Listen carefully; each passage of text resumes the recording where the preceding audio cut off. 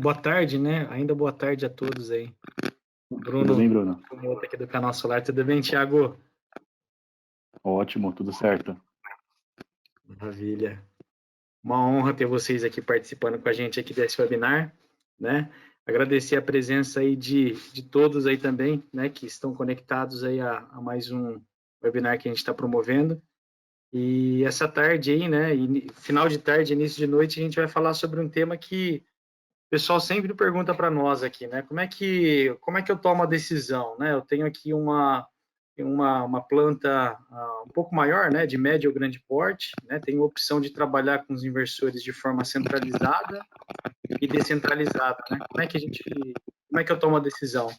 Então, para isso aí, a gente convidou o pessoal da Fronius, né? O Thiago Chinem está aí com a gente, o Ariel também, e a gente vai falar sobre esse assunto aí. Como o Matheus comentou, vai ser um formato aí, a gente vai deixar o Thiago explanar, né, trazer os conceitos aí, né, vai algo em torno aí de 40 minutos, né, um pouquinho mais, um pouquinho menos, e aí depois a gente vai estar abertos aqui para as perguntas que vocês com certeza terão, tá? Thiago, mais uma vez, obrigado, viu? Obrigado pela participação, obrigado aí por compartilhar aí todo esse conhecimento aí que vocês têm. Eu que agradeço, viu, Bruno? Agradeço a oportunidade. Estou passando a tela para você aí já, Thiago. Perfeito. Vocês conseguem me ouvir bem? O pessoal estamos sim. Consegue ver a tela também, tudo ótimo, né? Sim, está perfeito. Perfeito, gente. Então, eu queria agradecer ao Bruno, ao Matheus, né, a Débora também do marketing, por ter dado essa oportunidade para a gente, né, trazer um pouquinho mais de conteúdo para vocês aqui em parceria com o Canal Solar. Eu me chamo Thiago Chinem, faço parte do time de engenharia lá da Fronius, né? Faço parte do time de especialista técnico em inversores. Tá? É muito interessante, né, esse momento aqui para a gente trazer esse conteúdo virtualmente, né? A Fronius, ela tinha mensalmente a gente promovia treinamentos na nossa sede em São Bernardo do Campo, né? Mas vista a situação que a gente está vivendo hoje, né? A gente realmente ficou inabilitado de fazer aglomerações em qualquer lugar, né? Principalmente no nosso escritório, né? Mas a Fronius hoje está todo mundo trabalhando no home office, né? Pelo menos 80% dos nossos funcionários estão em home office. Infelizmente, isso não é uma realidade para todo mundo, né? Tem gente que realmente ficou sem trabalhar, a gente lamenta essa situação, mas a Fronius aqui, ela está muito engajada, né? Muito comprometida em trazer conteúdo ainda, né? Manter todo mundo informado e ainda manter essa proximidade com os clientes e os parceiros, né? O Canal Solar, um deles aqui que a gente está hoje trazendo conteúdo em conjunto. Tá bom, gente? Então, a gente já vai iniciar a apresentação, lembrando novamente que a área das perguntas estão disponíveis. Oi. Tiago, só desculpa interromper você, eu não sei se você está usando um microfone externo, mas ele está com um pequeno chiadinho aí que está...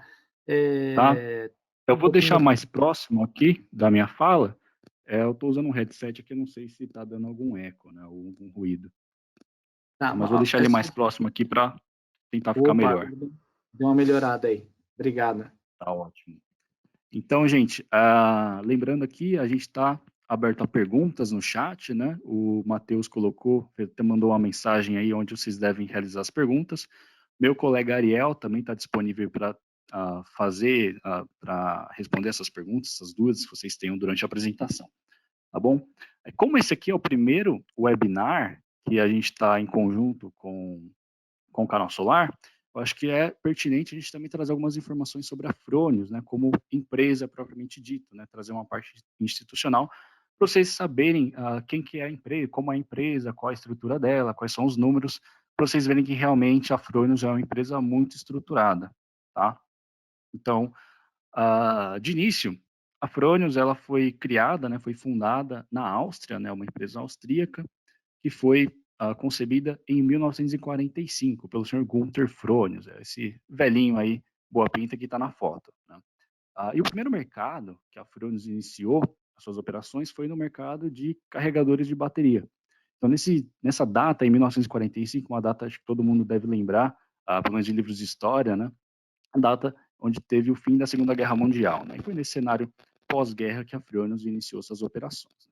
Inicialmente, esses carregadores de bateria, eles eram destinados para fazer a recarga das baterias automotivas, né, dos carros, dos veículos, que levavam mantimentos para os soldados na linha de frente.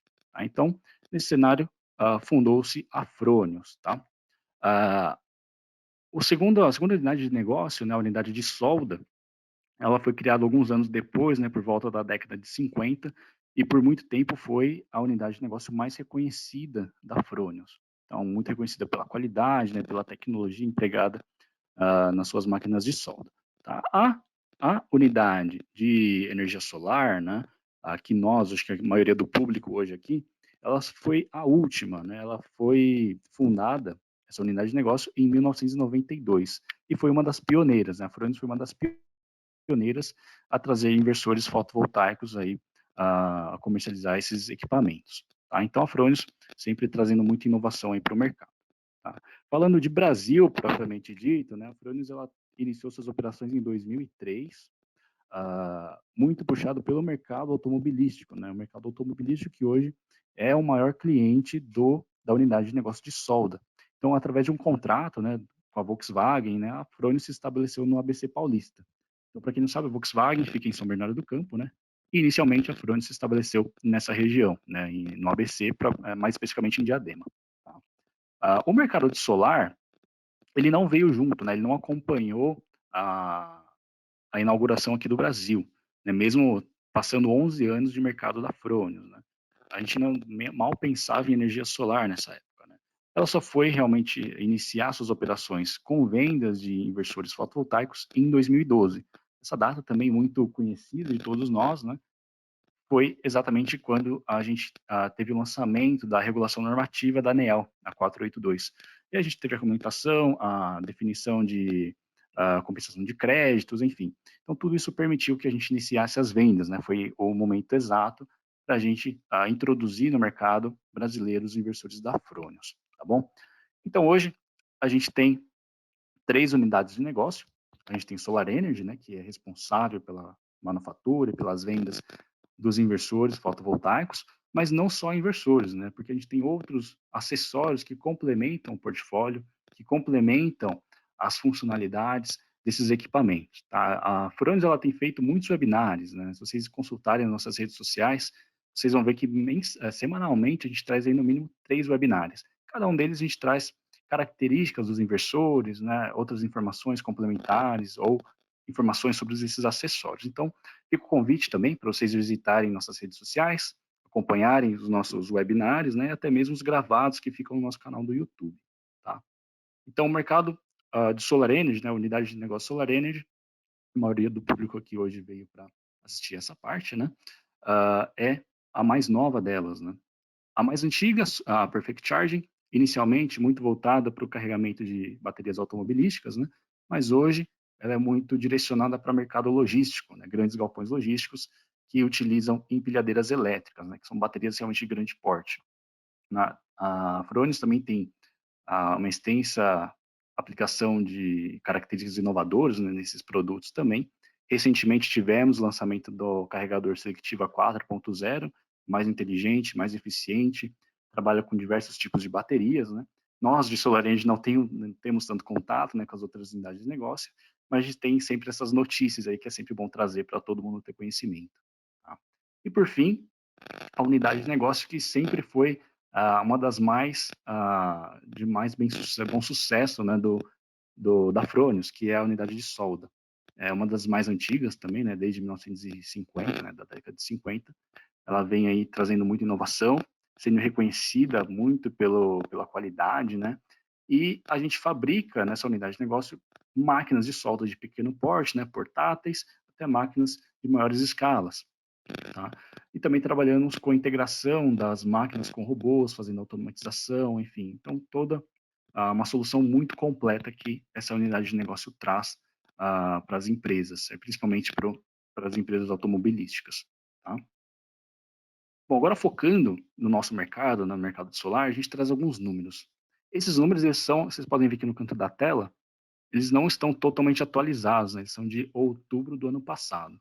Então, por exemplo, esse primeiro número de 1.947.000 inversores instalados, a gente já passou a marca de 2 milhões. A gente passou, na verdade, a marca de 2 milhões, acredito eu, no mesmo ano, de 2019. Tá? Então, uma média de 1.700 instalações por dia de inversores. A Fronius, ela tem um portfólio realmente muito completo, né? E fora do Brasil, a gente trabalha com inversores híbridos, porque na Europa, principalmente, isso já é regulamentado. Então, a gente também tem bancos de baterias instalados, né? Mais de 9 mil bancos de baterias instalados aí ao redor do mundo, tá? É importante salientar que muita coisa impede a gente ainda de trazer essas tecnologias para o Brasil, né? A gente não tem regulamentado ainda a tecnologia de inversores híbridos para a gente realmente trazer um produto novo, mesmo já tendo ele disponível. Então, a gente realmente fica dependente de regulamentação desses novos produtos para trazer para o Brasil. Esse número aqui é realmente muito interessante também, a gente tem uma taxa de exportação dos nossos inversores de 94%, porque a Fronius, ela é uma empresa familiar ainda, né? Ela hoje é liderada pela neta do fundador, né? A neta do Gunter Fronius, e isso sempre foi uma cultura da Fronius, né?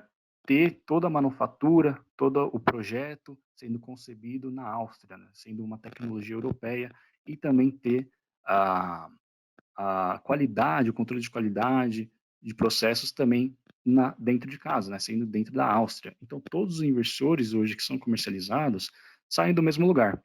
Todos são feitos na mesma planta na Áustria. Então, o inversor que é vendido nos Estados Unidos, que é vendido na Alemanha, que é vendido na Austrália e no Brasil são fabricados no mesmo lugar, certo? Então, com isso a gente ganha alguns benefícios também, né? Porque o inversor que tem que atender algumas características que já são úteis fora do Brasil, a gente recebe esses inversores com a mesma característica, com as mesmas funcionalidades, mesmo ainda não sendo possível utilizá-las aqui dentro em âmbito nacional. Como, por exemplo, a Smart Grid, nossos inversores já estão prontos para a Smart Grid, porque fora do Brasil, principalmente na Europa, né, já é uma realidade. A automação dos inversores, eles já estão equipados com isso, e muitas outras funcionalidades que a gente se beneficia, né, por ter todos os inversores sendo fabricados no mesmo lugar.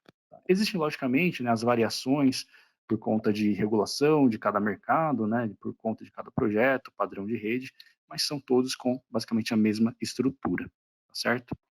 E esses últimos dois números aqui, só convertendo aqueles números de inversores instalados para potência, né, então a gente tem quase 17 gigawatts de potência de inversores instalados, que já representa aí quase 24 terawatt-hora de energia produzida. Então, vocês podem notar que às vezes não é um número tão alto de potência, né? A gente trabalha com inversores menores.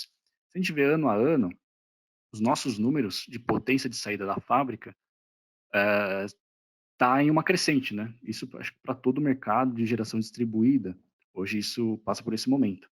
Então, desde 2017, a gente vê ano a ano esse número aumentando. Então, em 2017, a gente chegou aí em quase 2 gigawatts de saída, né, de inversores. Em 2018, 2,5 gigawatts de potência de saída. E ano passado, a gente bateu aí 3,4 gigawatts de potência de saída. Às vezes, comparativamente, às vezes, vocês podem perceber que talvez não seja um número tão grande, né, de potência. Mas lembra que a gente trabalha muito com inversores de menores potências, né? O nosso inversor maior é de 27 quilowatts. Então, quando a gente vai para o número de inversores, esse número é realmente muito alto. Então, aí, por exemplo, ano passado, a gente chegou em 367 mil inversores vendidos. Então, é uma quantidade muito alta. Certo? Então, isso a nível global, né? Isso as vendas mundiais pela Fronius. Tá? Então, a gente tem inversores de menores potências. A Fronius, hoje, do Brasil, é a fabricante que mais vende inversores, então isso não é um número que a gente traz, né? Todos esses relatórios públicos aí que mostram esses números, a Fronius é top 1 em vendas de inversores, ok? Falando sobre a presença global, né? A gente está presente em mais de 60 países, né? Uma empresa que realmente tem uma pulverização no globo muito alta, e 30 desses países são subsidiárias. Então aí no mapa, que vocês podem ver, esses países que estão em vermelho são onde são subsidiárias. Então, subsidiárias são a estrutura que nós temos com a empresa, a Fronius, com uma estrutura comercial bem definida, uma estrutura de equipe técnica, de suporte técnico, uma equipe de reparo, uma equipe de vendas, uma equipe logística. É uma Fronius muito estruturada, né? Uma filial muito estruturada. certo? Essas que não têm essa estrutura toda são basicamente representações de venda, né? Onde está marcado em cinza no mapa e no globo. Esses em laranja foram países que a gente iniciou a operação no ano passado, né? Então são países novos que a gente tem agora presença também. A Frônios, ela tem muitas patentes registradas, em mais de 1.200 patentes, isso por conta dos nossos pilares, que é a inovação. Então a Frônios, ela está muito focada em P&D, cerca de 10% dos nossos funcionários são destinados somente a P&D, né, pesquisa e desenvolvimento, dentro desses mais de 5.300 funcionários que a Frônios possui ao redor do mundo, tá bom? Falando um pouquinho de Frônios Brasil, novamente a gente iniciou aqui em 2003, né, puxado pelo mercado de solda, em Diadema. Tá? Em 2019, entre 2018 e 2019, a Frônios cresceu bastante, né, muito puxado pelo mercado de solar. Hoje a gente já conta com mais de 100 funcionários aqui localmente, sendo que em 2018 era basicamente metade desse número. Então, com isso, a gente teve que mudar a nossa sede. Então, a gente saiu de Diadema e a gente foi para São Bernardo do Campo. Então, a gente está num centro logístico próximo da Imigrantes, então a gente tem também um benefício logístico, aí a gente consegue escoar mercadoria, receber mercadoria de maneira mais rápida, porque a gente está do lado da rodovia e está do lado do rodoanel. Então, a gente tem esse benefício. Tá? No nosso escritório, o pessoal do Canal Solar conhece, também já visitou bastante a gente lá, até promoveu alguns cursos do Canal Solar na nossa sede, né? Então a gente deixa disposto o nosso showroom. Então lá a gente tem o display de todos os nossos produtos das 3 unidades de negócio. Então a gente coloca lá o display dos nossos inversores de demonstração. Na nossa sede a gente também tem um estoque, né, que cobre basicamente inversores e carregadores de bateria e as peças de máquinas de solda, né? Então é para as 3 unidades de negócio também. A gente conta com o centro de reparo, né? Até é engraçado mostrar o centro de reparo, porque é realmente o que está na tela. É uma bancada com um funcionário, um carrinho, né, para carregar o inversor e uma máquina de teste. Né? Uma máquina de teste, por acaso, muito cara, mas realmente necessária, né, para ter um centro de reparo nacional. Mas é realmente isso, é muito enxuta a estrutura de reparo da Frônios, porque a nossa taxa de retorno de inversores, né, a taxa de falhas é muito baixa, a gente fala em menos de 0,5%. Então a gente não tem a necessidade de ter uma estrutura muito grande, né? A gente fala em centro de reparo, mas quando você ouve a palavra centro, né, você acha que é algo muito grandioso, mas realmente é muito enxuto por conta dessa demanda baixa de substituição, de manutenção dos inversores, ok? Então, aqui é a fachada do Centro Logístico Imigrantes, que é onde a gente está presente. Do pessoal que trabalha diretamente com solar, né, só para vocês conhecerem um pouquinho das caras, a gente tem a nossa diretora, a Mona Lisa, e 2 gerências, a gerência comercial, com o Alexandre, e a gerência de atendimento técnico e reparo, com o Lucas. Tá? Na parte comercial, a gente tem um consultor comercial de vendas, 3 mulheres que fazem o administrativo de vendas nosso, e nós 4, né, que somos os especialistas do time de engenharia de inversores da Frônios Brasil. Então é o Ariel, que está no chat também, comigo aqui presente, o Daniel Lírio, o Vitor Vone e eu, o Thiago Chinem. Tá? Então é uma equipe aí bem estruturada para fazer essa parte de pré-venda, né, essa parte comercial técnica. Tá?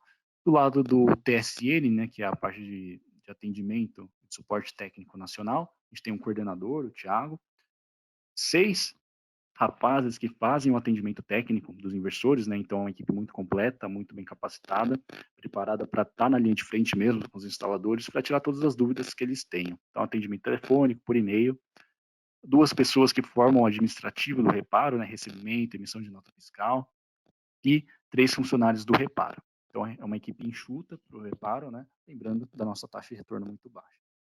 Para finalizar, gente, só mostrar os nossos valores, né? Então, isso tudo que eu mostrei traz que a qualidade realmente é um pilar que a Frônios sempre trouxe, né, nos seus produtos, reconhecido muito pelos clientes que sempre elogiam. Serviço, né, o que a Frônios quer trazer de diferencial é realmente pós-venda, é estar presente no cliente, é estar disponível para qualquer consulta técnica, qualquer dúvida.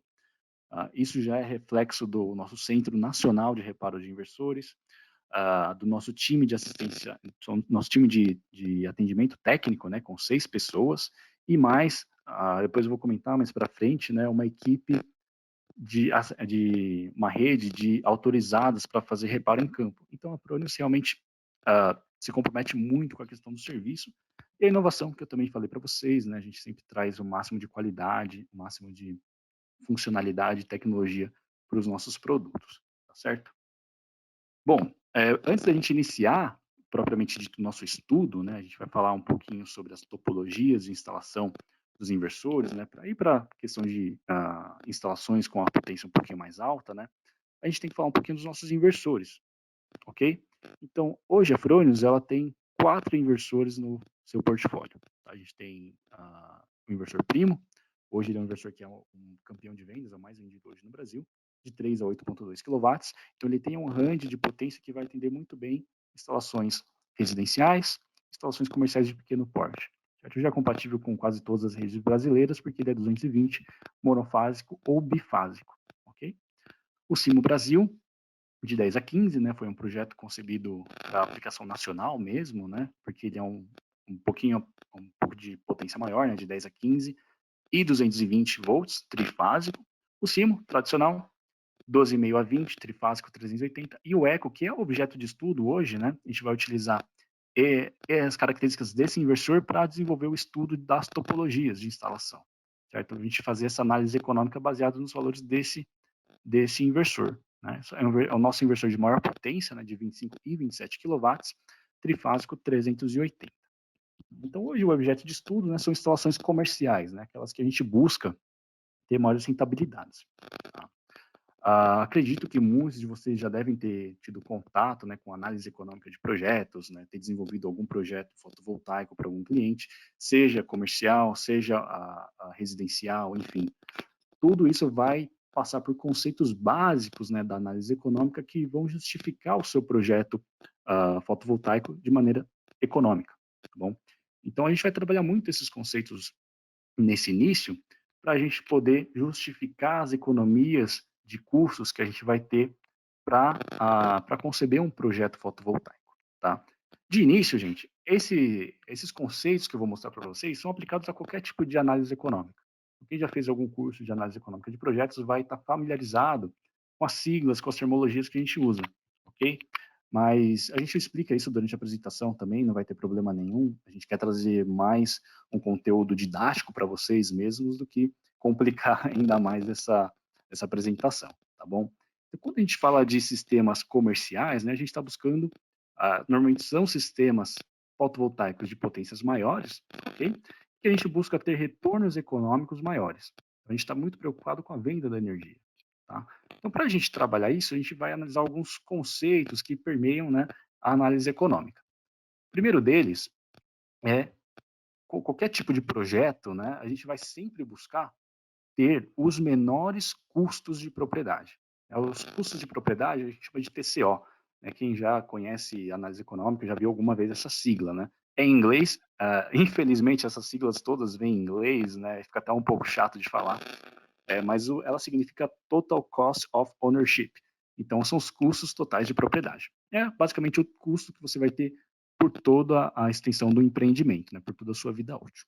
Tá? Então, sempre vai ter isso, TCO, e o que a gente quer é sempre buscar os menores custos.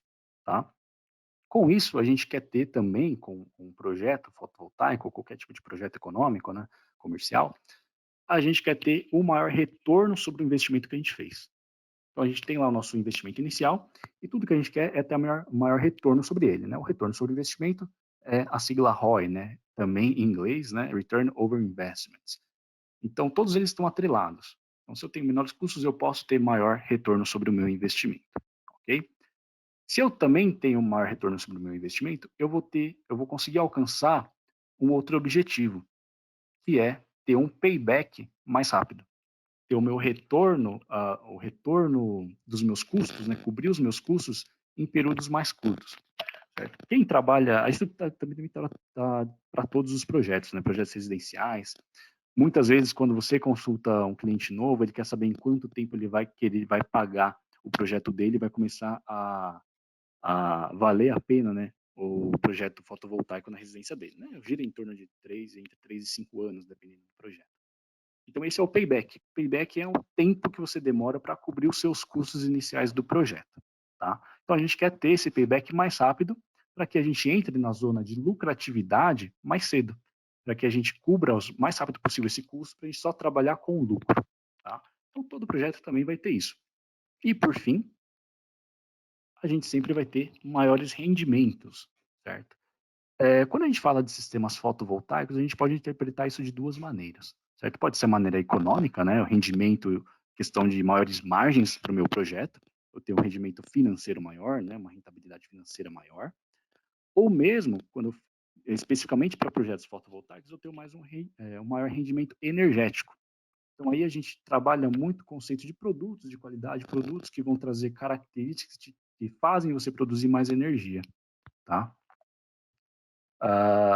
Então, é muito importante a gente buscar tanto materiais, né, equipamentos, componentes do meu projeto que justifiquem que eu tenha maior produção, porque nesse caso de projetos fotovoltaicos, o que eu estou vendendo é energia. Se eu tenho mais energia para vender, eu vou ter um payback mais rápido, que eu vou ter um ROI maior, um retorno sobre o meu investimento, e um TCO menor. Então, está realmente tudo atrelado. Então, o que aqui a gente pode trabalhar com isso? O maior rendimento a gente já pode trabalhar com equipamentos de qualidade, né, que vão te trazer maior produção de energia. E uma outra coisa que a gente pode alterar de início do projeto é trabalhar com menores custos de propriedade. Certo? Isso que vai me gerar um maior retorno sobre o meu investimento. Tá? Então, como que eu posso economizar no meu TCO? Primeiro, a gente tem que entender o que compõe o TCO, né, o custo total de propriedade. Basicamente, a gente tem duas componentes que compõem, né, o custo de propriedade, que é o CAPEX, outra sigla em inglês, né, significa Capital Expenditures, né, o gasto de capital que você tem. O CAPEX nada mais é que todo o custo que você tem para levantar o seu projeto. Então, no caso de fotovoltaicos, a gente vai, nos próximos slides, entender o que compõe o CAPEX, mas para qualquer empreendimento, é tudo aquilo que você coloca de início, né, no T0, no tempo zero, para levantar o seu projeto, para levantar o seu empreendimento, ok? E a outra componente do TCO é o OPEX, que é o Operational Expenditures, né? Tudo que você tem de gasto operacional com o seu empreendimento durante a vida útil desse empreendimento, tá certo? Então, são essas duas componentes que formam o custo total de propriedade, né? O Total Cost of Ownership. Eu quis deixar as siglas em inglês, pessoal, porque às vezes vocês querem realizar esse estudo para os seus projetos, querem buscar algumas outras fontes, né? E é muito mais simples encontrá-las pelas siglas em inglês, né? Se a gente for traduzir tudo, realmente, talvez vocês fiquem sem referência depois para buscar no Google, que seja, né, a sua ferramenta de pesquisa, certo? Então, TCO, Total Cost of Ownership, que é composto pelo CAPEX e pelo OPEX, tá? Nesse estudo que a gente realizou, a gente vai focar muito mais no CAPEX, tá? Mas fica para um próximo capítulo, um próximo encontro que a gente possa ter, para a gente também justificar os menores custos, né? Trazer as possibilidades de gerar menores custos com o OPEX também. Tá? Isso também vai depender de escolha de equipamento. Tá? Mas hoje a gente vai tratar exclusivamente do CAPEX. Tá? Bom, então vamos entender o que compõe o CAPEX num projeto fotovoltaico. Então, o CAPEX, ele é composto por basicamente 4 seções. Tá? Então, a gente pode ver essa divisão de 4, essa pizza aí, né, com 4 cortes. Muito interessante, gente, que aqui a gente pegou um estudo referenciado para um projeto próximo do nosso, tá?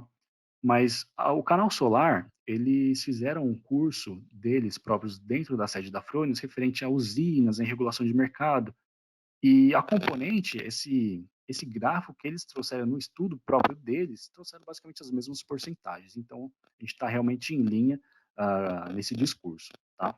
Então, são essas 4 componentes que compõem o CAPEX, que são, o primeiro deles, em 44% do custo, né, inicial que você tem, são módulos fotovoltaicos, né, os painéis, o pessoal chama assim também.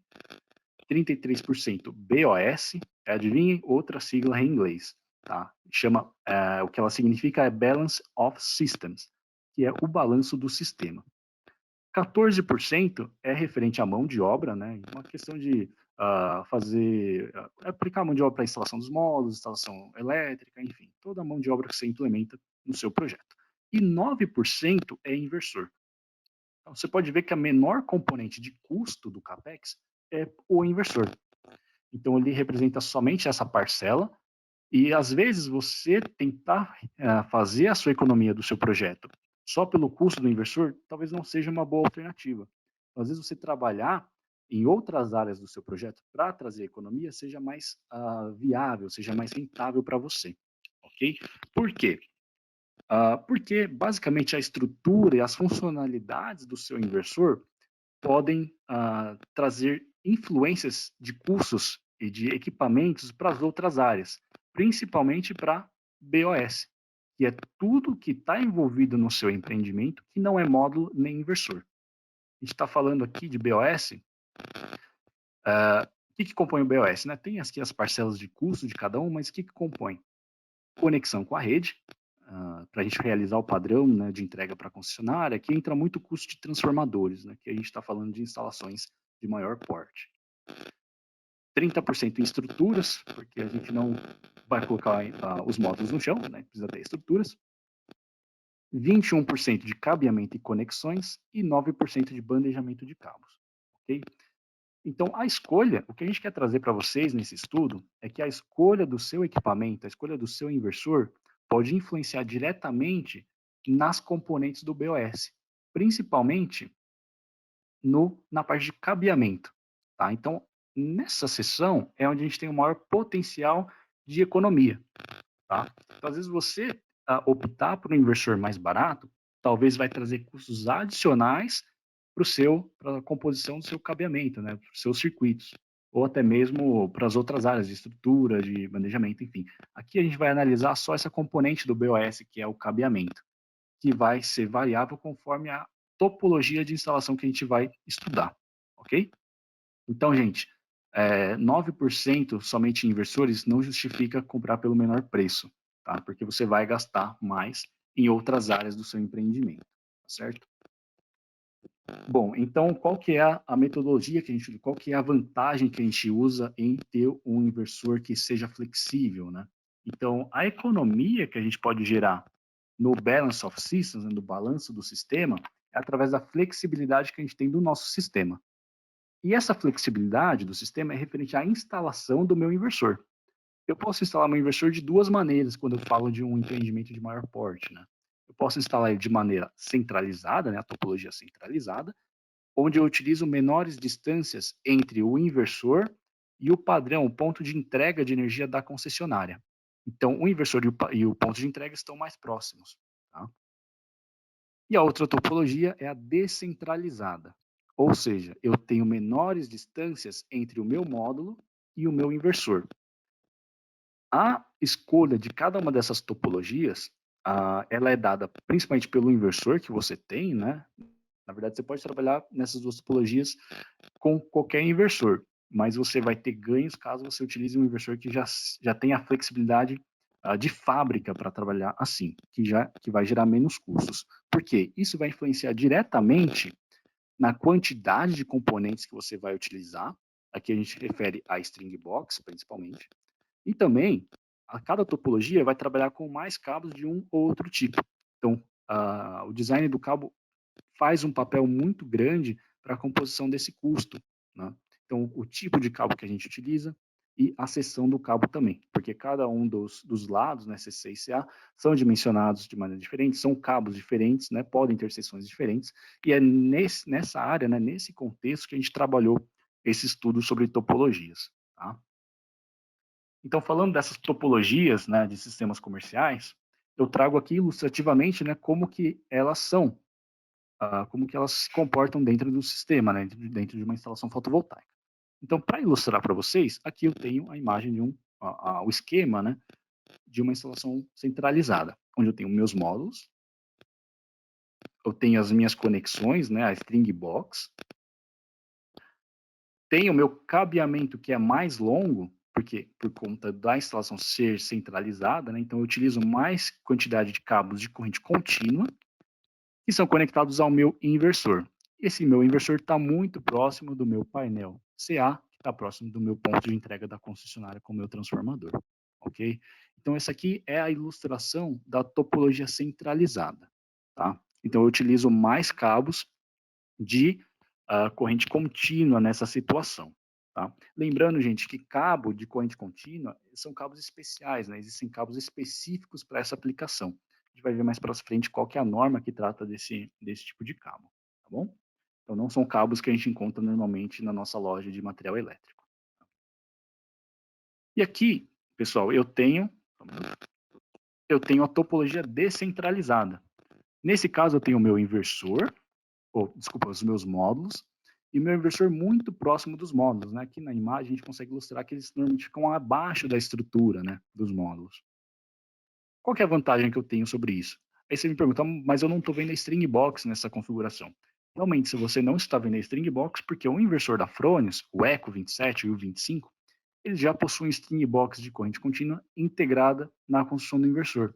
Então, você não precisa desse componente adicional, certo? Então, em algumas situações, você vai ter a economia desse componente para essa topologia, tá certo? Então, eu utilizando a string box integrada do inversor, eu não tenho a necessidade de ter aquela externa. Tá? Então, nesse caso, eu tenho a ligação de corrente contínua aqui direto próximo dos módulos e eu percorro a minha usina com cabos de corrente alternada até o meu painel CA, tá bom? E o ponto de entrega da concessionária próximo do transformador. Tá certo, gente? Então, são nessas duas topologias que a gente desenvolveu esse estudo comparativo, tá? Para desenvolver o estudo comparativo, lógico que a gente precisa de um cenário, né? Precisa estipular qual que é a potência da minha instalação, quantos módulos, qual é o inversor. Isso também a gente fez, certo? Só um minutinho para eu beber uma água aqui, gente, que já passou um tempinho, a garganta tá seca, né? Bom, então esse estudo, a base dele é com esses valores, né? A gente estipulou um projeto fotovoltaico não tão grande, né, de 407 kW-pico, sendo formados por módulos de 330 watts. Cada inversor possui 5 strings conectadas e cada string tem à disposição de 19 módulos. Certo? Então, o inversor tem 19 módulos por string e 5 strings. Nesse projeto, a gente utilizou 13 inversores Fronius Eco 27, né, totalizando aí 351 kW de saída, né, potência de saída dos meus inversores. Todo inversor fotovoltaico ele pode trabalhar com esse overload, tá? Então, o overload da Fronius é até 50%. Então, traz também alguns benefícios para a geração entrar nessa área de sobrecarga, né, dos inversores, que vocês podem ver que realmente existe. Né? Eu trabalho com 400 kW, 407 kW-pico e uma potência de saída de 351. Então, eu trabalho com overload. Tá certo? Posteriormente, gente, a gente está tratando aqui de custos de cabeamento. A gente está tentando justificar economias por cabeamento. Então, a gente precisa de bases normativas para a gente dimensionar esse nosso sistema. Tá?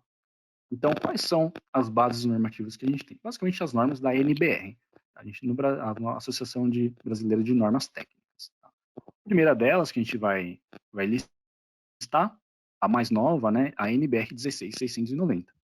Então, essa norma é que regula, né, toda a instalação fotovoltaica como um todo.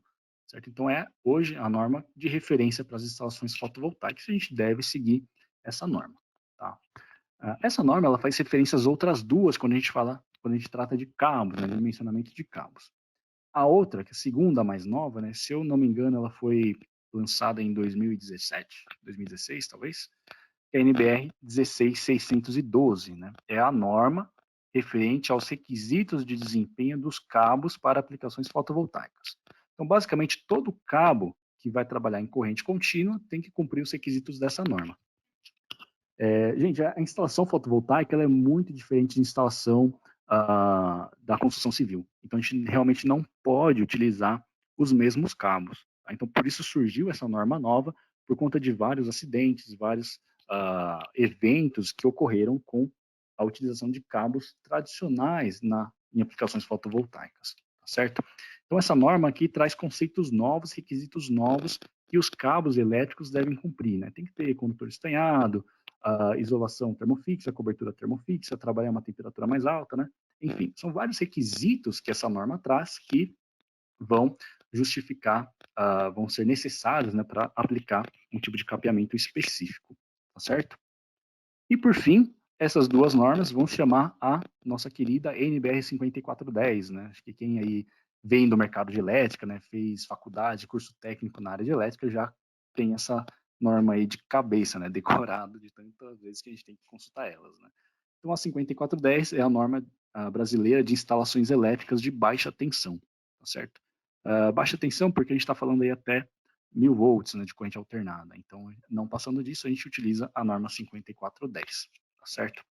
Então, essas aqui são as bases normativas que vão trazer para a gente a metodologia para a gente dimensionar os nossos circuitos, tá certo? Então, a gente tem aqui a parte elétrica, né, dos valores que a gente vai realizar para os cálculos, vai utilizar para os cálculos, e as metodologias desse lado, certo? E para a parte econômica, a gente precisa saber as distâncias que a gente precisa para o nosso projeto, tá certo?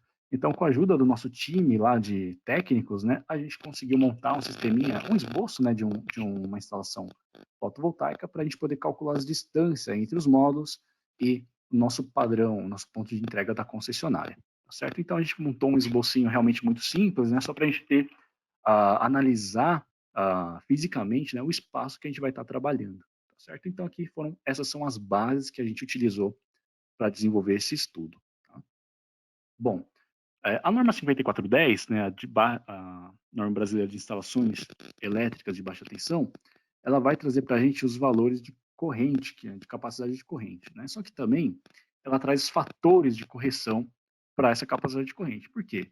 Todo componente elétrico vai ter influência do meio externo, né? Vai perder eficiência, enfim, vai ter alguma alteração nos seus parâmetros elétricos por conta dos fatores ambientais, fatores externos, certo? Então, a norma 5410, ela vai trazer os fatores de correção.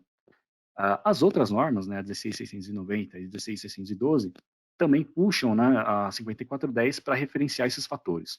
Então, a gente precisa do fator de temperatura ambiente, certo? E o fator de agrupamento do nosso circuito.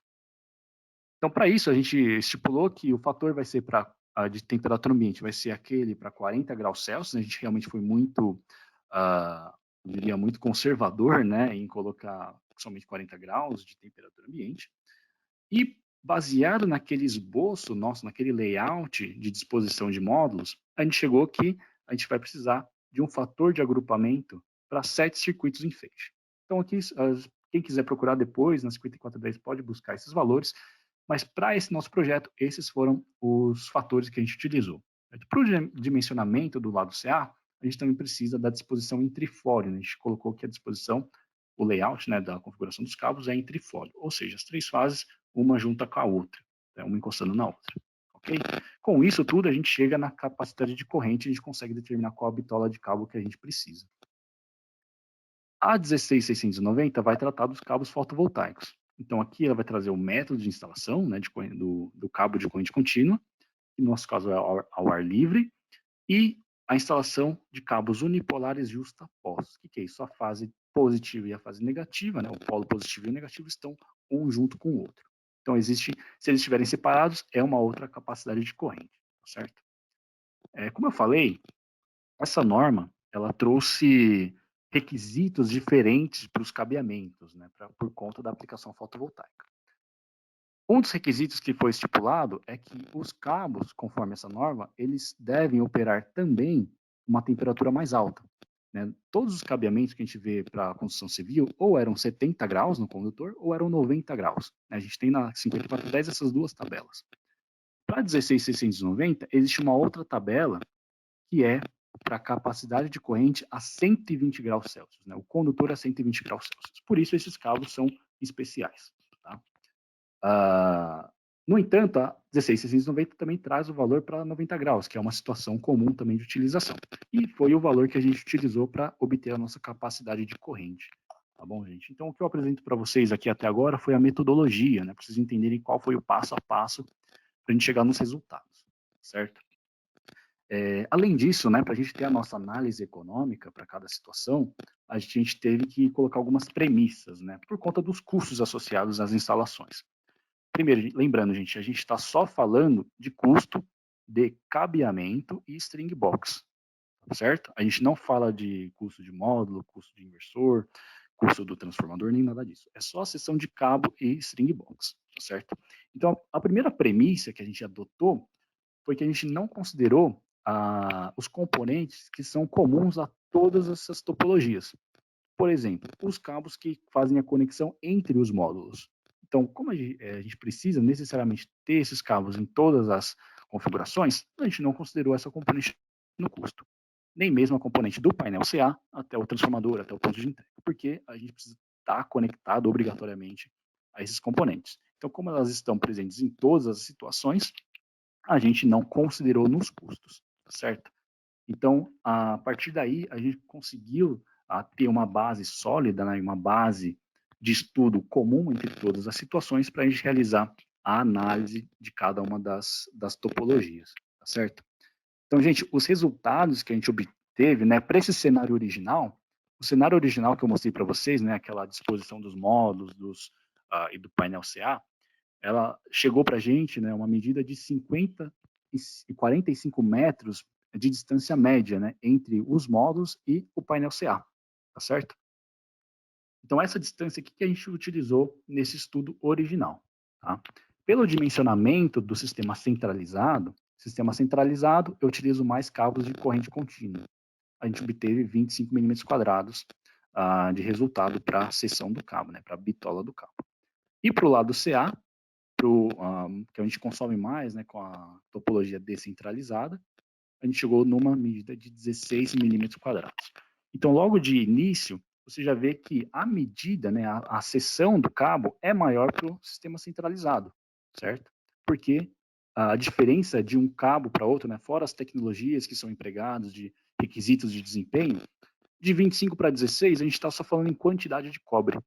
Então, para essa situação aqui, o que gerou maior custo foi somente a quantidade de cobre a mais em um do que no outro. Então, quando a gente estabelece que o estudo de referência, o valor de referência é o Fronius Eco de maneira descentralizada, a gente coloca ele em 100%, que é a referência do estudo, a gente consegue ver que o resultado que a gente obteve em comparação ao eco centralizado foi que essa situação do eco centralizado foi 4% mais cara que a situação, que a topologia descentralizada, tá certo? Isso referente a custos de cabo e string box, tá? E a gente quis comparar com um inversor que não fosse Fronius, né, que não tivesse essa tecnologia de string box integrada, ok? Então, adotando ainda mais os custos de string box, né, absorvendo esses custos a mais de string box, a topologia com o inversor que não é Fronius, de maneira descentralizada, ela chega num valor de 29% a mais em custos de cabeamento e string box. Isso para a situação de 45 metros, tá certo? Que é a topologia original que a gente estabeleceu, tá? Aí vocês me perguntam, ok, mas eu posso ter variações, né, de metragem, e se eu tiver uma metragem muito maior? A gente analisa também essa situação. Tá?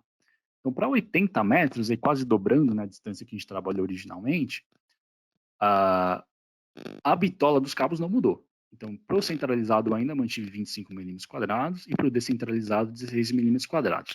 É importantíssimo, gente, a gente refazer os cálculos para as distâncias novas, tá certo?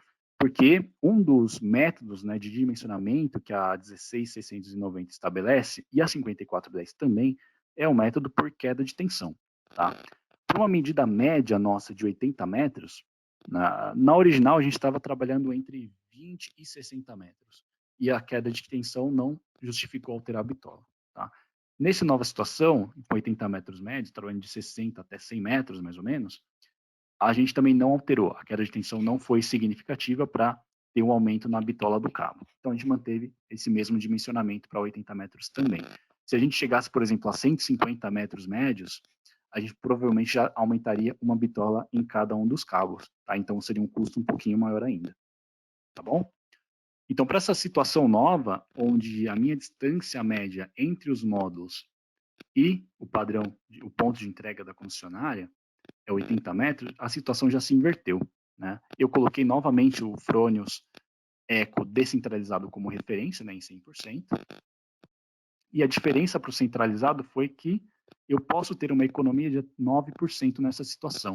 Então, a diferença de custo de cabo e string box para essa situação é menos 9% para o Fronius Eco centralizado, tá? E para o Fronius Eco, que não é, o inversor que não é Fronius, né, instalado de maneira descentralizada, abaixou um pouco o custo, mas ainda ficou mais caro, né, em 16%. Okay? Então, aqui a gente pode ver que a variação das distâncias, né, para cada topologia, ela causa uma influência muito grande nos custos, né? Eu posso economizar muito de uma situação para outra, de uma topologia para outra. Então, a gente também gerou um gráfico, né, para entender melhor qual que é esse comportamento, conforme a gente altera as distâncias entre os módulos e o padrão de entrada, né, o padrão de entrega para a concessionária. Então, aqui vocês podem ver que, em vermelho, a gente tem o Fronius Eco instalado na topologia descentralizada. Em cinza, o Fronius Eco na topologia centralizada. Tá? E aquele inversor que não é Fronius, de maneira descentralizada, em preto. Tá? Então, aqui a gente pode ver que os fatores, né, principais que influenciam o custo do sistema é, primeiramente, a distância, né, que a gente está alterando a distância e vê que o comportamento muda, né? A gente cria até esse ponto aqui de turnaround, né, onde a gente tem, a gente inverte as situações, né, um vira mais viável do que o outro, mais economicamente viável do que o outro, né? Só que essas distâncias, a gente acaba se prendendo muito no nosso espaço físico disponível, tá? Então, o Brasil hoje tem muitas instalações rooftop. Normalmente, instalações rooftop, a gente não tem essa liberdade, essa flexibilidade de poder instalar um inversor na topologia centralizada ou descentralizada. Normalmente, a gente está preso sempre à topologia centralizada, tá? E, normalmente, rooftop, a gente trabalha com distâncias menores, né? Não muito mais que 30 metros, talvez. Então, a gente sempre vai trabalhar aqui numa zona que é mais cara, tá? Quando eu trato de parques solares, né, empreendimentos maiores ainda, eu tenho essa flexibilidade. Eu tenho a liberdade de poder escolher a topologia que eu posso trabalhar, que eu vou trabalhar com o meu inversor. Tá? A escolha do inversor também é importante porque ela vai trazer se você precisa ou não de componentes adicionais. Então, aqui a gente viu que essa diferença de custo aqui foi mantida, né, foi justificada por conta das string box de corrente contínua que foi necessário implementar na topologia centralizada, por isso o custo é maior, tá, nessa primeira situação, e na topologia sem inversor da Fronius. Então, é um custo adicional que você vai precisar, né, é um componente adicional que você vai precisar para a sua instalação. Tá? E a escolha do inversor também vai te trazer a flexibilidade de escolha do inversor, né, de topologia, vai te trazer a variação do cabeamento. Então, você viu que a bitola de uma situação foi maior do que a outra, né? A da situação centralizada, onde eu utilizo mais cabos de corrente contínua, foi maior, foi 25 milímetros, enquanto a descentralizada foi 16. Só que aqui a gente está tratando de dois modelos, né? De duas situações, duas topologias. Na topologia centralizada, a gente trabalha com cabos de corrente contínua, ou seja, eu tenho um polo positivo, um polo negativo e um terra. São 3 cabos. Tá? Na topologia descentralizada, onde os meus cabos, meu inversor está próximo dos módulos, eu tenho cabos de corrente alternada indo até o meu padrão, certo? Então, os meus custos são atrelados à quantidade de 5 cabos. Tá? Então, eu tenho cabo de 3 fases, né, porque o inversor é trifásico, um neutro, que é obrigatório, e o terra, que também é necessário para a instalação. Então, eu trato de 5 cabos. Então, existe um momento em que o custo se igualam, né? E para a nossa situação de estudo, esses custos permanecem iguais, né, ficam iguais, quando eu tenho 53 metros, né, para essa situação de instalação que a gente colocou aqui em estudo. Né? 53 metros de distância média entre o meu módulo e o meu ponto de entrega de energia para a concessionária. Caso ele seja 53 metros, os meus custos serão iguais para as duas topologias. Só que ainda vai ser mais alto para a situação que eu não tenho inversor da Fronius, certo? Então é importante a gente sempre analisar esses custos detalhadamente, porque a escolha do inversor pode trazer economias, né, dependendo da topologia que você utiliza esse equipamento, tá certo? Então, gente, para fechar aqui, o inversor que a gente escolheu foi o inversor Eco, né, o Fronius Eco. Hoje ele é um inversor com melhor custo-benefício, se a gente for analisar reais por quilowatt. Tá bom? Então ele é o mais competitivo aí da Fronius. Pode trabalhar nas duas topologias, conforme eu mostrei para vocês, porque ele já possui string box de corrente contínua integrada na sua construção, tá bom?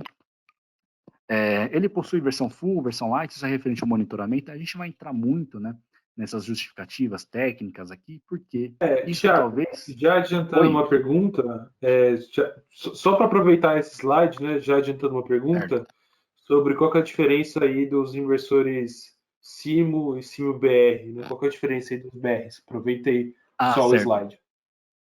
Então, o CIMO Brasil e o CIMO normal, a única diferença é que o CIMO Brasil, fora a potência, né, a gente tem as variações de potência, né, o CIMO tradicional, normal, de 12,5 a 20 kW, tá? E o CIMO Brasil, de 10 a 15. Só que a diferença é referente à tensão de saída. Então, o CIMO é 380 trifásico e o CIMO Brasil é 220 trifásico. Então, você não tem a necessidade de ter o transformador associado para a conexão com a rede, tá bom? O CIMO, existe uma outra variação, né, que é o CIMO Brasil 15, que ele vai ser muito parecido com o Eco. Ele vai ter a string box integrada também, né, porta-fusíveis, existe a possibilidade de colocar DPS. A única coisa é que ele vai ser 220 volts trifásico. Tá? O Eco, esse aqui que eu apresento para vocês na tela, é sempre 380 trifásico, tá bom, gente? Então, tecnicamente, né, fora a especificação de número de MPPTs, potência e tensão de saída, as funcionalidades de todos eles são iguais, né? Então, oversizing de até 50% está presente em todo o nosso portfólio. Dynamic Peak Manager é o nosso gerenciador de pico dinâmico, né? É mais ou menos um algoritmo, em poucas palavras aqui para não estender muito, né? É um algoritmo de MPPT mais refinado, mais inteligente. Tá? O Canal Solar fez um artigo sobre essa tecnologia da Fronius, muito boa. No nosso canal do YouTube tem um webinar sobre esse tema também.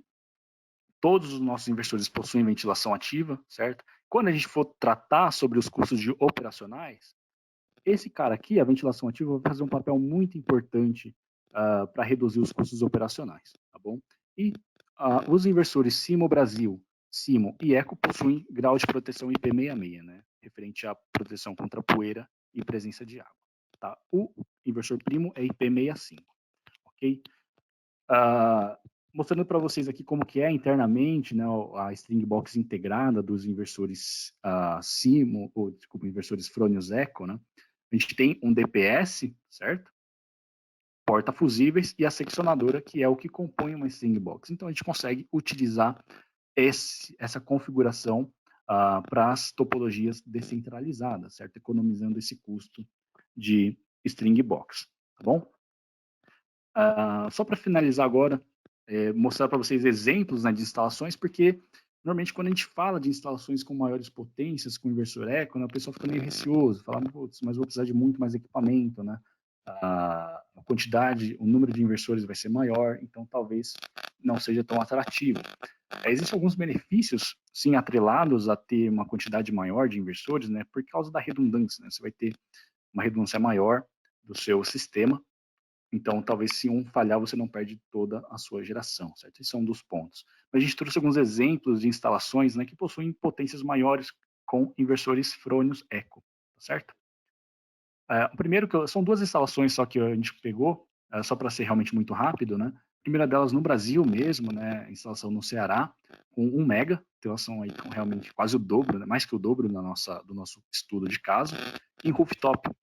Então, essa instalação é composta por 34 inversores Eco, só que como ela é rooftop, a gente pode ver que não existe tanto espaço disponível para a gente colocar os inversores de maneira descentralizada, né, na topologia descentralizada, onde eles ficariam próximos das strings e a gente ia com cabo de corrente alternada até o nosso ponto de entrega de energia da concessionária. Então, a gente tem que trabalhar, nesse caso, com a topologia centralizada. Então, aqui é onde ficam dispostos, né, os inversores, todos os inversores dessa instalação, tá bom? Então, uma instalação de 1 mega, né, já é uma potência considerável aí, a gente poderia fazer um estudo de caso com uma potência dessa também, para ver a diferença de custos, né, que a gente tem entre os cabeamentos, tá? E a última aqui, é um pouquinho maior, é uma instalação de 50 mega na Ucrânia, né, que é bem famosa da Fronius, só para vocês verem que sim, é possível utilizar inversores de menores potências em até mesmo usinas, né? Então, essa usina de 50 mega possui aí 1.923 inversores Fronius Eco de 27 kW. Tá? Quem ficar interessado, tem o link aqui no YouTube, né? Vocês não conseguem clicar, mas caso vocês procurem no YouTube por Frônio 50 Mega Eco, vocês já vão encontrar o vídeo. É um vídeo bem legal, mostrando como que foi esse projeto, certo? Então, o número de módulos aí é de perder de vista, né? Até que essa imagem não cobre o tamanho da usina, que foi esse estudo de caso aqui. Tá bom, gente? Então, para fechar mesmo, agora a gente traz aqui um resumão, né, de tudo, né, como a gente pode ter menos custos e maiores rendimentos quando a gente utiliza o Fronius Eco. Tá? Maiores rendimentos porque, falando voltado mais para o rendimento energético, né, nosso inversor vai ser muito leve, muito compacto, e por conta da ventilação ativa, né, a gente tem um comportamento muito mais otimizado contra a desclassificação por temperatura. Tá certo? Então, os inversores eles sofrem muito com a questão de temperatura e com a ventilação ativa que a gente tem, a gente consegue economizar, ter maiores rendimentos energéticos e também menores custos operacionais, né? O OPEX vai ser talvez o próximo tema de estudo de caso nosso, tá bom? Uma solução flexível, né, com o Fronius Eco, por conta dos cenários que eu mostrei para vocês, as topologias possíveis de instalação, menores custos operacionais também por conta de um sistema de monitoramento embarcado já no inversor, né, gratuito, onde a gente consegue fazer o monitoramento da geração, a análise dos parâmetros elétricos e a atualização do inversor de maneira remota. Um serviço mais eficiente, a gente tem, como eu falei no início lá da apresentação, né, a gente tem um programa chama FSP, Fronius Solution Partner, que eles fazem atendimento, são autorizadas Fronius que fazem atendimento em campo, certo? Para reparo de inversores, troca de inversores, manutenção, isso também de maneira gratuita dentro da nossa, dentro da garantia do inversor, certo? Isso tudo justifica a gente ter menores custos totais de propriedade, né? Menor TCO, Total Cost of Ownership.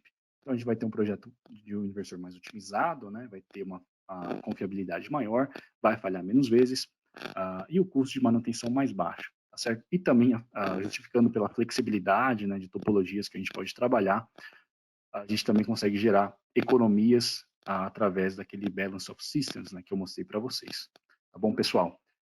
Deixo disponível para você aqui o e-mail do nosso marketing, né, caso vocês tenham algum tema, uma sugestão de tema para um webinar da Fronius, número de vendas também, caso alguma consulta comercial vocês precisam, né, vendas.solar@fronius.com. E, por fim, o contato do nosso suporte técnico.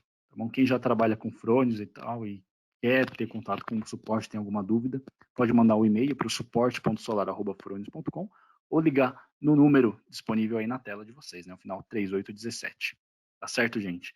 Eu finalizo por aqui, né? Não sei se houve muitas dúvidas aí no chat, mas de agora a gente fica disponível para trazer aqui, né? Se o pessoal e o Matheus ou o Ariel conseguiu pegar uma dúvida bem interessante aí, a gente poder trazer aqui a público para vocês, tá bom? Obrigado, gente. Fica de novo meu agradecimento aqui, né, para o Canal Solar, para o Bruno, para o Matheus, para a Débora por ter organizado. Agora a gente fica com as dúvidas. Ok, eu selecionei algumas dúvidas aqui, a gente tem uma ou outra aí repetida, eu vou tentar sintetizar aí um número menor aí de itens, tá? Existe uma Perfeito. tendência de mercado, né, para pensando em usinas de médio e grande porte, né? A tendência de mercado é buscar soluções centralizadas ou descentralizadas? Isso vai variar, né, muito de projeto para projeto, né, Matheus? Conforme eu mostrei, esse estudo, né, que a gente fez foi muito voltado para uma situação específica, né? O que a gente quer trazer para o público é que cada situação tem que ser avaliada no detalhe. Também os nossos custos que a gente mostrou aqui está atrelado a um fabricante de cabo, está atrelado a um fabricante de string box e a uma situação específica de uma metragem de metragem de cabeamento, né? Então são situações realmente que variam de projeto para projeto. Para usinas muito grandes, às vezes você pode ter situações mistas. Você trabalhar com pontos de distribuição ao longo da sua usina. Então, não é sempre uma situação muito definida, né? Isso é realmente muito variável.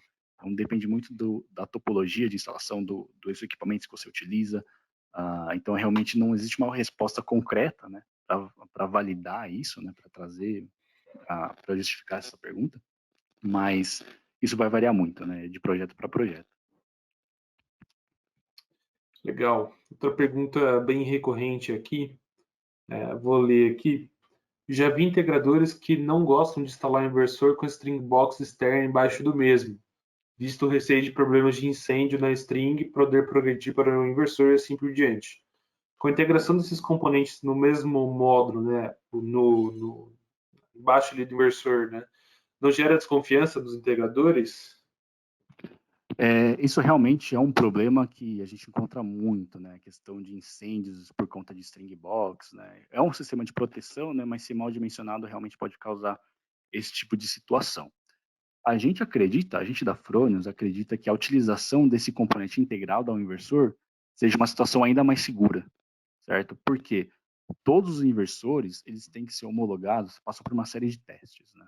Então, todos os inversores têm que ser anti-chama internamente. Então, o incêndio que é causado internamente no inversor, ele não pode se propagar para fora, tá certo? Então, isso é um requisito de desempenho que todas as normas de inversores trazem para a gente poder homologar o produto.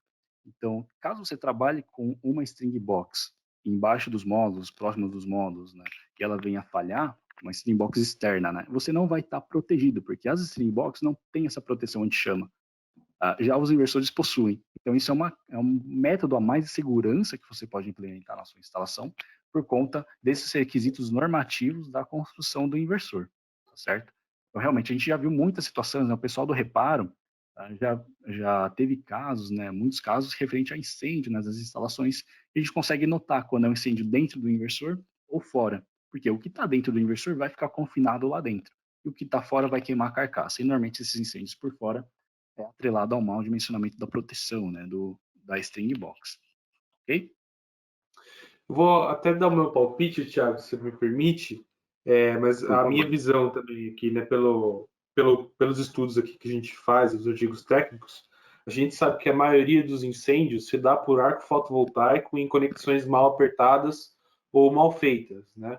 Se Exato. você tem parte do string box já integrado no inversor, você sabe que as conexões do porta-fusível, a conexão ali do parafuso que prende o cabo, a conexão, vamos dizer assim, da parte da energia CC para dentro do inversor, você consegue garantir que é de boa qualidade, né? Quando você pega uma string box externa, muitas vezes você pode esquecer aí de verificar a torque de aperto, verificar se a terminação dos cabos está correta. Então, acho que tem que pesar aí essas duas questões de segurança, né? Eu, particularmente, não acho Exatamente. string box integrado em inversor necessariamente mais perigosa, né?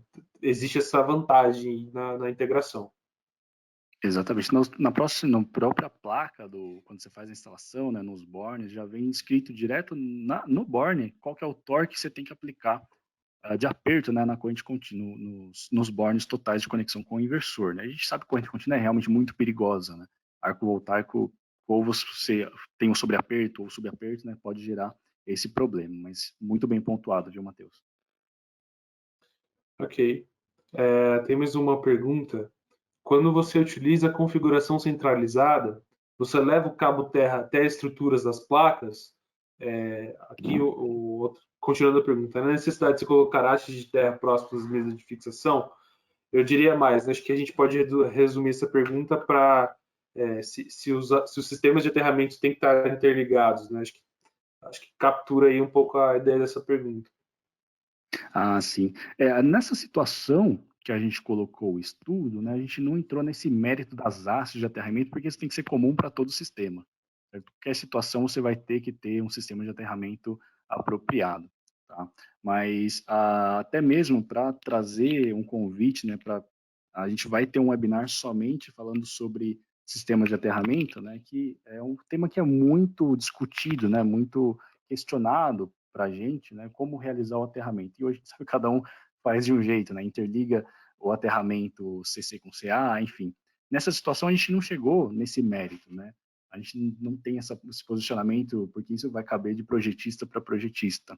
O nosso inversor, às vezes, a gente tem que configurar a nossa instalação de maneiras diferentes para ver qual que funciona melhor.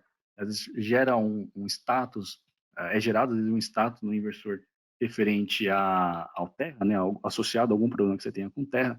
Normalmente, as situações que apresentam esse status os aterramentos de CC e CA estão integrados. Normalmente a gente pede para desassociá-los, enfim. Então, vários problemas ocorrem por conta da associação dos cabos de terra. Mas fica o convite para quem tiver mais dúvidas, é uma questão que realmente é muito extensa de tratar, né? O pessoal do Canal Solar, acredito que vocês tenham também artigos sobre isso no site, A gente né? tem artigo, a Podem gente trazer tem um mais curso informações. só sobre aterramento também. Fica Bastante o jabá extenso aí, ó, o mesmo. pessoal Não é inscreva-se nada no assim. curso. Realmente é muito complexo, né? A gente vai ter um webinar da Fronius, acredito daqui 2 semanas, só sobre aterramento. Tá? Então, confira nas nossas redes sociais, que realmente é um tema muito extenso para a gente tratar num webinar que é sobre um outro tema, tá bom? Ok. Mais uma pergunta interessante aqui. É necessário balancear as fases da saída dos inversores para conectar no secundário do trafo? Para fazer o balanceamento das fases da saída? Isso. Não necessariamente. Pelo menos a gente nunca encontrou situações que foram necessárias fazer isso, né? Porque até mesmo a gente tem inversores que são monofásicos, tá bom? Então a gente normalmente a gente coloca um primo 220 monofásico e na outra fase não tem nenhum outro inversor conectado. Então a gente nunca encontrou situações em que isso foi um problema. Então, não sei se Acho isso que já dá um como a pergunta direcionamento. diz sobre trafo, né? Trafo, É, normalmente você vai ter instalações de maior porte, você não vai usar um inversor mono ou bifásico. exato. Normalmente já vai direto para o trifásico, já não teria essa preocupação. Acredito Acho que é mais a que seja questão essa da a saída do intenção da inversor pergunta. também, ela já acaba sendo uniforme, né? Se você conecta todos, se o inversor possui um IPPT, enfim, as fases da saída do inversor já vão ter as fases corretas para você conectar no trafo. Então, não sei se realmente existe essa necessidade, né? Ok. Então, são Acho que a componentes outra que realmente a pergunta. gente não tem tanto conhecimento, né? Como é trafo, né? Não é muito no nosso escopo. Claro. A pergunta é bem interessante, acaba juntando aí um outro conceito bem legal aí, vale sempre a pena reforçar. O Adonis aqui, ele está citando um problema que ele tem, uma instalação aí com 8 inversores, né? E ele está tendo aquele erro de overvoltage, né? De tensão acima. Aí, quando a Sim. gente É o status mistura 102. essa ideia justamente com a questão do centralizado e descentralizado, né? Se você puder comentar um pouquinho sobre a questão da Sim. queda de tensão e aquele erro Exato. de overvoltage, acho que é bem É junto aí até do meio tema. contraditório, né, juntar esse tema, né? A gente fala que a tensão alta no inversor, né, o status 102 é causada por queda de tensão, né? Acaba sendo um pouco opostos, né? Mas realmente é um erro, é um status que o pessoal do suporte, né, encontra muito esse erro. Eu acho que é o campeão de ligações lá sobre esse status. Então, realmente, a queda de tensão, ela vai ser um grande fator para você obter esse erro. Então, normalmente, esse seu cabo, ou ele está mal dimensionado, ele pode ser questão de qualidade mesmo do cabo, né? Então, a gente sabe que hoje a indústria de cabo é muito complicada, né? Existem fabricantes e fabricantes, né? Então, como a gente trata de cobre, então realmente a gente pode encontrar fabricantes muito ruins, tá? Mas a questão da queda de tensão faz um papel muito grande quanto a isso. Normalmente, o seu sistema, caso você não tenha as variações da concessionária propriamente dita, né? As questões de caso você não seja uma zona rural muito distante que tenha variação de tensão muito grande, a queda de tensão talvez seja a justificativa de você ter apresentado esse erro no seu inversor. Tá? Então, você não está entregando, você cria, na verdade, uma impedância, né, na sua rede que vai causar esse aumento de tensão no ponto do inversor. Tá? Outra coisa, o Canal Solar tem um artigo somente sobre isso, né, fazendo um Eu jabá ia para falar vocês aí, exatamente né, isso, né? Matheus? Convidar aí a dar uma lida ali no nosso artigo sobre queda de tensão e desligamento de inversor, que acho que esclarece muita coisa aí sobre É muito comum os principais acontecer. erros aí de inversores.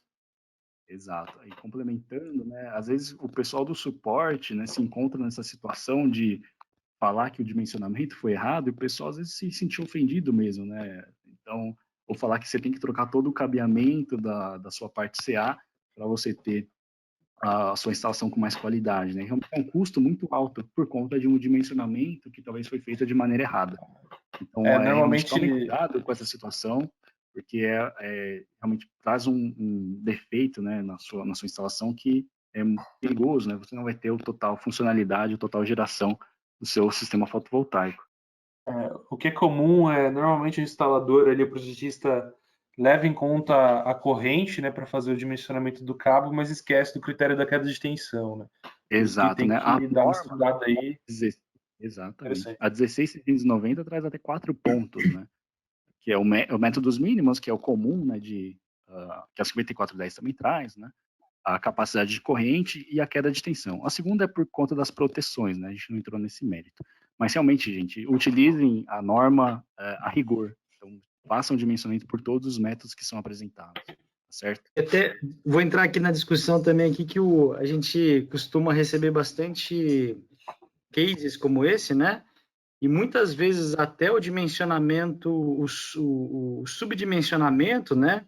Ele não está nem no projeto solar, né? Ele está na espessura do cabo, né? Do ramal que liga o quadro onde o inversor está sendo conectado até a entrada de energia, né?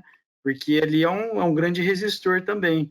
E aí muitas vezes o pessoal se preocupa só com o projeto da energia solar e esquece de ver o que já tem lá disponível, né?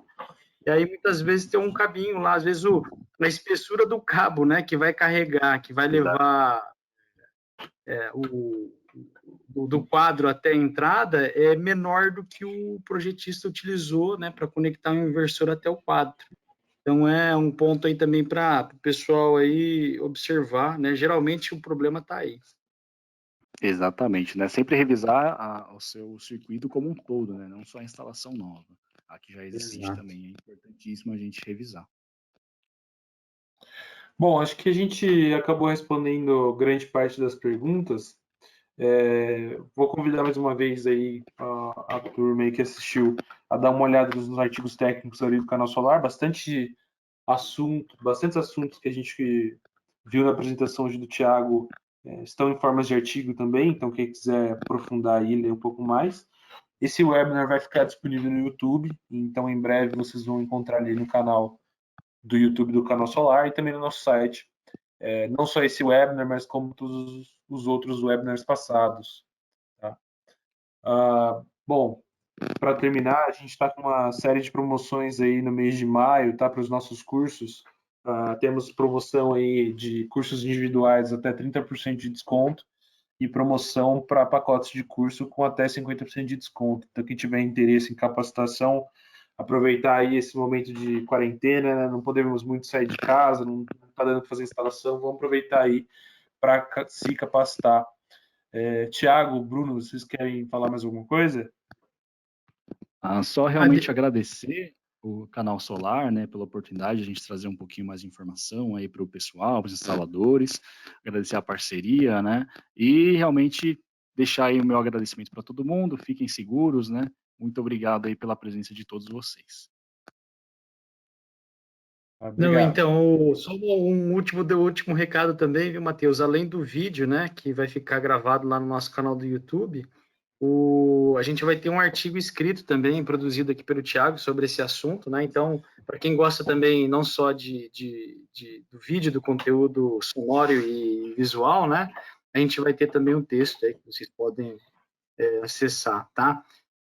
Obrigado, Thiago, obrigado todo o pessoal da Fronius aí por disponibilizar aí o seu tempo para participar aqui com a gente, é um tema muito relevante mesmo.